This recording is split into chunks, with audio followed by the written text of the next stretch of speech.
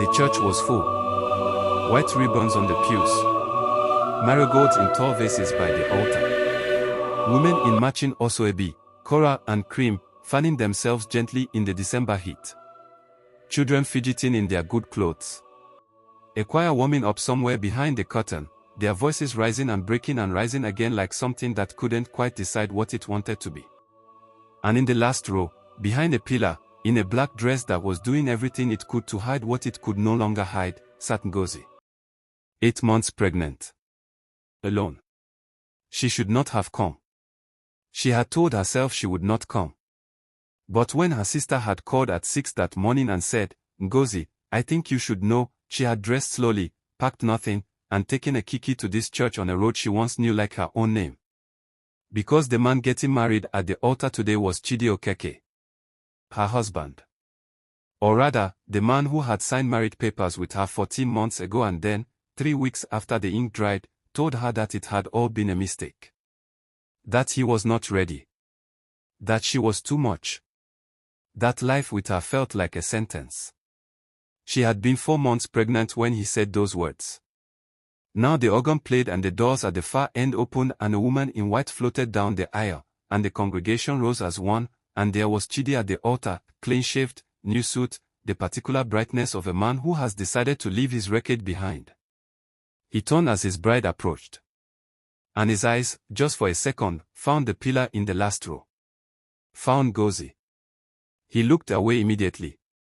Back to his bride. Back to his flowers and his choir and his second beginning. Ngozi placed one hand on her stomach, round and full and alive beneath her palm, and she breathed. She did not cry.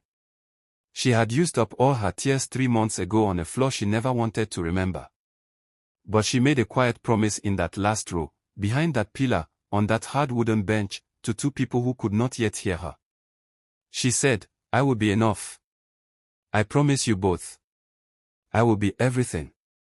Nobody in that church knew what she was carrying. Not just the children. Everything else. And nobody could have imagined what those 2 children would one day do to this entire story. To understand Ngozi, you have to go back to a compound in Onitsha where the water came from a borehole and the electricity came and went like a moody relative. Her mother, Mama Ngozi, everyone called her that, as though she had no name before her children, had raised 4 children alone. Her father had died of malaria when Ngozi was 6 years old, gone so quickly that the memory she kept of him was mostly sensory, the roughness of his palm on her forehead when he said good night, the way he smelled of engine oil and Lifebuoy soap, the sound of him whistling something tuneless in the kitchen on Saturday mornings. After he died, Mama Ngozi sold fabric at the market. Not a stall, she couldn't afford a stall. She carried her goods on her head and walked from street to street and knocked on compound gates and smiled at women who sometimes bought and sometimes didn't. She did this every day for 19 years. Ngozi was the second child and the brightest. Her teacher said it plainly and her results confirmed it. She won a state scholarship at 15 and used it to attend Federal Government College in Asaba, where she was far from home and homesick every night for the first 3 months and too stubborn to say so. She studied accounting at Nnamdi Azikiwe University. She graduated in the top 5 of her class. She moved to Abuja at 24 to work for a mid-sized financial consultancy and sent money home every month, not because anyone asked her to, but because she had watched her mother carry fabric on her head in the rain and she could not unknow that. She met Chidi at a colleague's birthday dinner. He was charming in that specific way that only becomes dangerous later, attentive without being overwhelming, funny without being loud, interested in her in a way that felt genuine enough to trust. They dated for 2 years. He proposed at the family compound in Onitsha, with her mother watching from the doorway, pressing her wrapper to her mouth so no one would see her crying. The wedding was small. Ngozi had wanted small. She was not a woman who needed a performance, she needed something real. She thought she had found it. The first signs that something was wrong were not dramatic. They were small. The way he stopped asking how her day was. The way he reached for his phone when she walked into the room. The way certain names in his contacts had no profile pictures and called only late at night. She was 4 months pregnant when she found out about Adana. Adana was 33, a director at a real estate company, and the daughter of a retired senator. She had connections that Ngozi did not. A name that opened doors. And she had been seeing Chidi for 8 months, which meant she had been seeing him since before the pregnancy. Since before the wedding. Ngozi confronted him on a Tuesday night. She had not shouted. She had simply placed the phone on the table between them, screen up, and waited. Chidi had looked at the phone. Looked at her. And said, "I was going to tell you. I just didn't know how." "Tell me what exactly?" "That this isn't working. That I made a mistake. That I care about you, Ngozi, I do, but I'm not in love with you. I don't think I ever was. And she, Adana, she's different." Ngozi's hands were on her stomach without her realizing it. "I am carrying your children," she said. Quietly. "I know." He could not look at her face. "I take care of them financially. I promise." Financially. As though 2 children could be receipts. He moved out in the morning. Left the key on the kitchen counter. And Ngozi sat on the floor of what was supposed to be their home, the flat they had chosen together, the curtain she had sewn herself, the baby crib still in its flat pack box in the corner, and she held herself and she breathed. Just breathed. Until she could stand up again. What nobody saw in the months that followed was this. Ngozi woke at 5 every morning. Not by choice, the babies made sleep impossible past then. But she used that early darkness. Before the sun was fully up, she was at her laptop, building a freelance accounting practice out of nothing but her qualifications and her stubbornness. She had left her consultancy job because the commute had become impossible on her own and the maternity policy was thin. She registered a business name, Ngozi Financial Services, with money she had quietly saved over 2 years in an account Chidi had never known about. Not because she was secretive by nature. She had just always believed, quietly, that a woman should have something that was entirely her own. She took on 2 clients at first. Small businesses. She did their books late at night after the baby slept. She invoiced. She followed up. She was professional in emails even when she was exhausted beyond anything she could have predicted.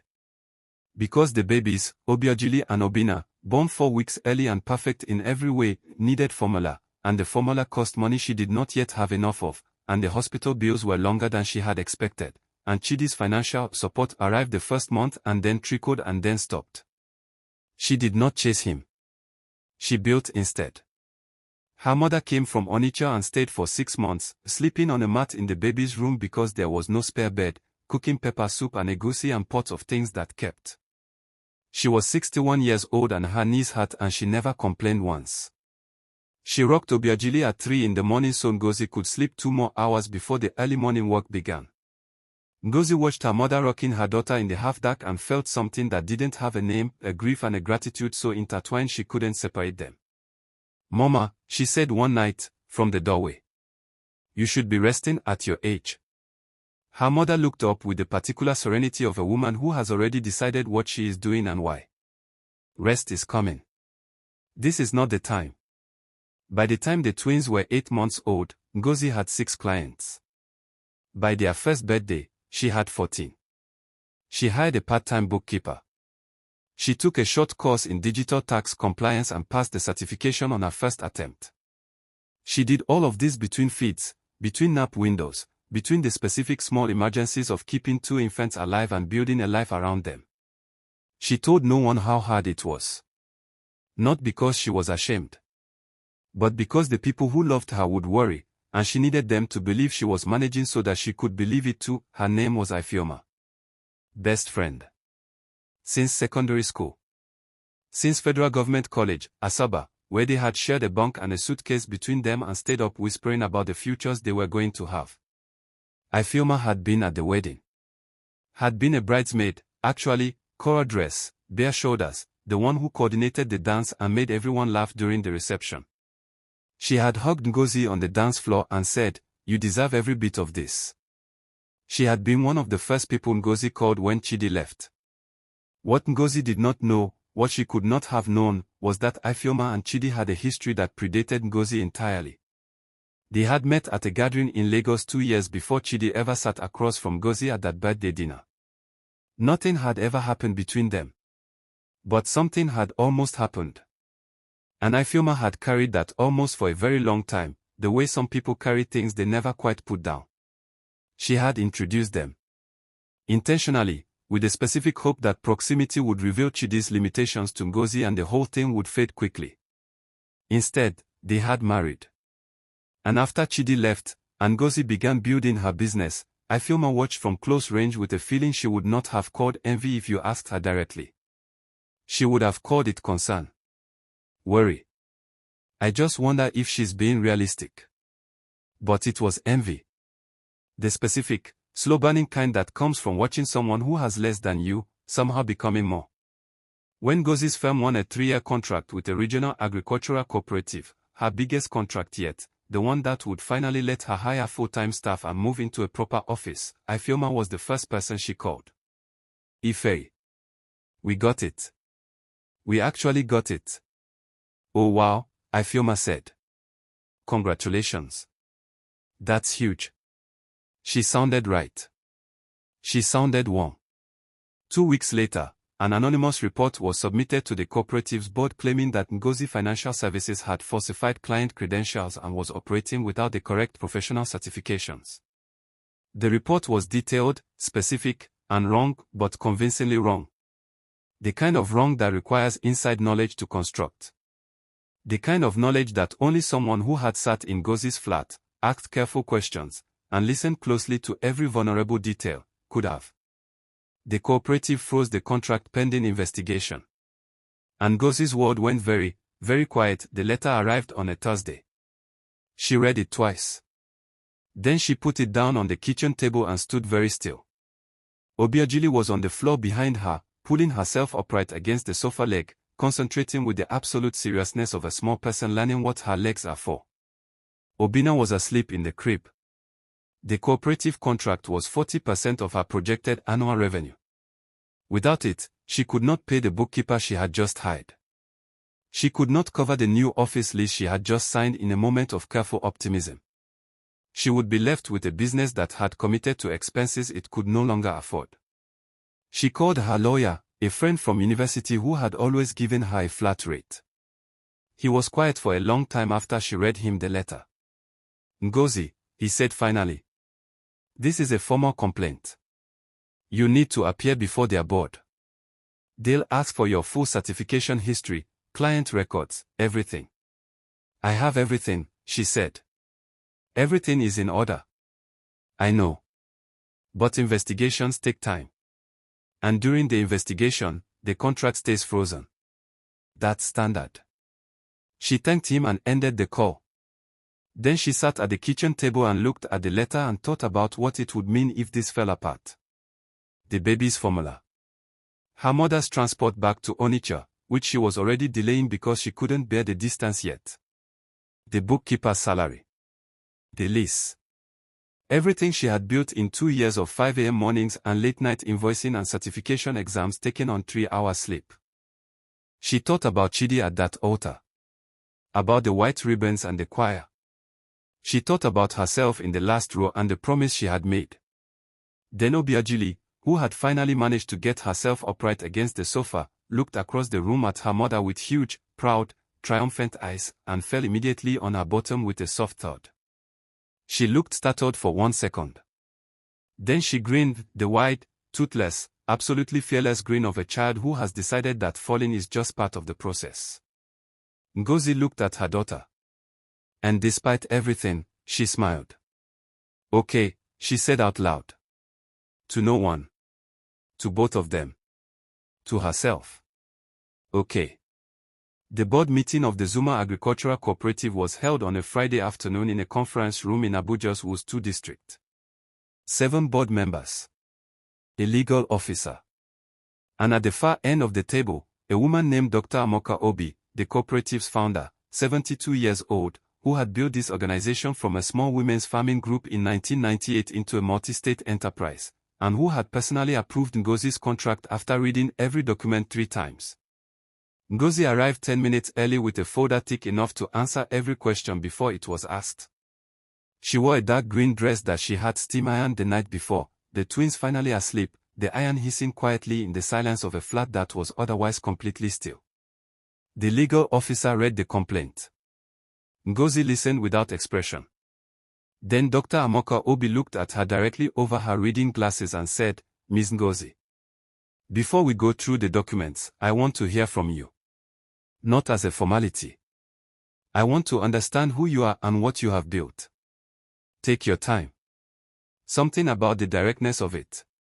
Something about being asked, plainly and without performance, to be seen, undid something Ngozi had been holding short for a very long time." She spoke carefully at first. The certifications. The client history. The paper trail. All in order. All verifiable. All present in the folder she had brought. And then, she kept going. She talked about her mother selling fabric by the road.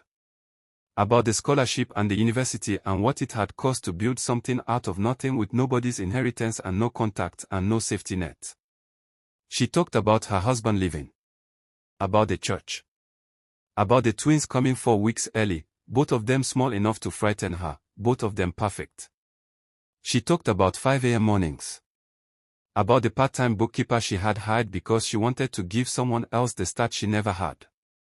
About the office lease she had signed with the terrifying optimism of a woman who believed that preparation and willingness were enough. Her voice did not shake. But it thinned. In the way voices do when truth has been held for too long and is finally releasing. "I don't know who submitted this complaint," she said. "But I know that every document in this folder is real and every claim in that letter is false. And I know that if you look, you will find that too." The room was very quiet. Dr. Amoka Obi had not looked away from her once. Then the older woman opened the folder Ngozi had passed across. She read for exactly 4 minutes. She passed it to the legal officer. She folded her hands and said, simply, "Let's find out who filed this complaint." It took the cooperative's IT consultant 40 minutes to trace the anonymous submission back to an email address, a banner account, yes, but created on a device that had previously accessed the cooperative's public bid portal using IFIOMA's registered credentials. The room understood before anyone said it aloud. And across Abuja, in an apartment in Metoma, IFIOMA received a call she had not expected from a number she did not recognize. Dr. Amoka Obi did not announce anything dramatically. She was not that kind of woman. She simply turned to the board and said, "The complaint is not credible. The documentation is in order. The contract stands." She paused. "And we will be reporting the false complaint to the relevant authorities." She looked at Ngozi. "I want to add something personal," she said. "In 26 years of running this organization, I have met many people who were qualified. I have met fewer who were prepared to do what you described. The women I built this cooperative to serve, women who carry things nobody sees, they deserve to work with someone who understands what that weight feels like from the inside." She reached into her own folder and slid a second document across the table. "This is an extended contract. 3 years becomes 5. We'd also like to offer your firm a seat on our Financial Governance Committee." Ngozi looked at the document. At the number at the bottom. At the signature line that already had Dr. Amoka Obi's name on it. She picked up the pen. Her hand was completely steady. She signed her name, the same name she had put on a business registration 2 years ago, with a baby pressing against her ribs and a life pressing against her from all directions, and she set the pen down. And then, for just a moment, with her hand still flat on the paper, she allowed herself to feel it. All of it. All the 5 a.m. mornings and the flat-pack crib and the floor she had sat on and the church pew she had sat in and the envelopes of formula money and the pepper soup her mother had cooked and the soft thud of Obiagili falling and grinning and getting back up. She felt it all at once, like water breaking through. And then she straightened. She closed the folder. And she thanked every person in that room by name. Ngozi did not pursue criminal charges against IFIOMA. When her lawyer pressed the point, she shook her head once. "No. Let it go. But consequence does not require an instruction." The cooperative's report to professional regulatory bodies did not include Ifeoma's name, but it did include the evidence, and the evidence was thorough. In a city like Abuja, where professional circles are smaller than they appear, the story moved the way stories do, quietly, from one year to another, until it had been everywhere. Ifeoma called Ngozi 3 weeks later. Ngozi let it ring. She called again the following week. This time, Ngozi picked up. There was a long silence before Ifeoma spoke. I don't know what to say, she began. Then don't say anything, Ngozi said. Gently. Not coldly, gently. I know you're going through something. I always knew something was wrong between us that I couldn't name. I hope you find your way through it.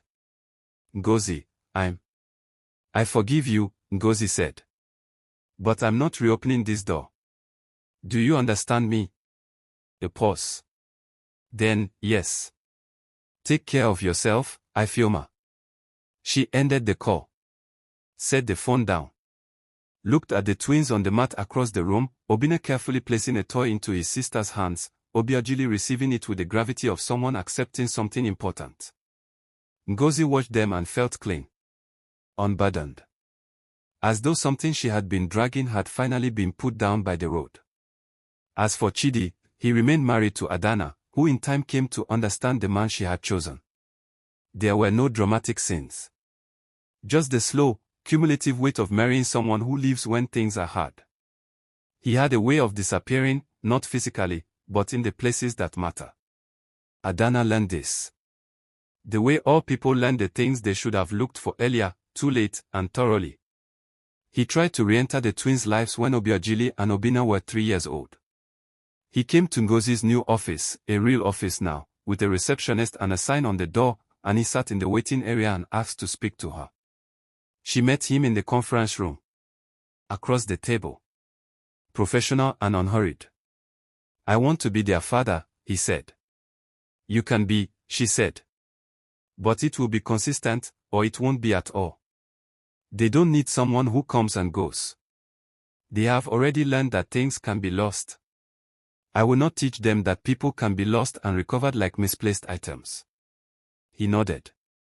He looked like a man carrying the weight of choices he could not unmake. She was not unkind to him.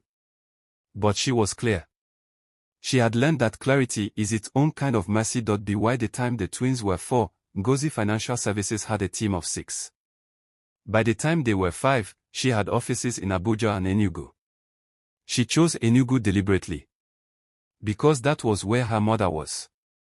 And her mother was 65 now, and the compound was getting harder to manage alone, and Ngozi had made a promise to herself, not dramatically, not out loud, but with the particular certainty of a woman who has been keeping promises since she was old enough to understand what they cost, that her mother would never go without again.